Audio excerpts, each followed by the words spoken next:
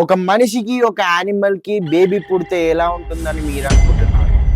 ఇది ఎక్కడి పిచ్చి ఆలోచన అని మీరు అనుకోవచ్చు. బట్ ద డార్విన్స్ ఇన్సిడెంట్ అనే యానిమే కాన్సెప్టే ఇది. 僕も不思議に思ってる。ヒューマンなのってどんな感じ? ఇందులో మన హీరో చార్లీ ఒక నార్మల్ మనిషి అయితే కాదు, హాఫ్ హ్యూమన్ హాఫ్ చింపాంజీ పుట్టిన ఒక హైబ్రిడ్. దీన్నే సైన్స్ లో హ్యూమాన్జీ అని అంటారు. ヒューマン人のチャーリー本物だ。人間とチンパンジーのミックスなんだよな。結構キュートじゃなかったチャーリー。インスタ映えしそう。そういえばチャーリーってビーガンだって話だぜ。私いるし、さっきは助けてくれてありがとう。 కానీ కథలో ట్విస్ట్ ఏంటిదంటే, కొన్ని టెర్రరిస్ట్ గ్రూప్స్ చార్లీని వెపన్ లా వాడుకోవడానికి ట్రాక్ చేస్తూ ఉంటాయి.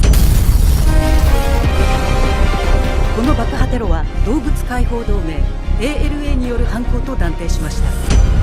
సొసైటీలో తన ప్లేస్ ఏంటో వెతుక్కుంటున్న ఒక హైబ్రిడ్ క్యారెక్టర్ చుట్టూ తిరిగే డార్క్ స్కైఫై థ్రిల్లర్ ఇది.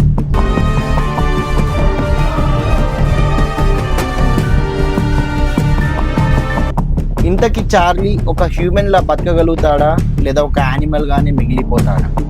目の前にいる。チンパンジーでもあんな動きできない。ఇలాంటి క్రేజీ యానిమేస్ మీరు ఎప్పుడైనా చూసారా లేదా చూడాలనుకుంటున్నారా?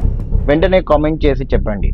అండ్ ఇలాంటి యానిమే అప్డేట్స్ కోసం ఫాలో అండ్ సబ్స్క్రైబ్ చేయండి.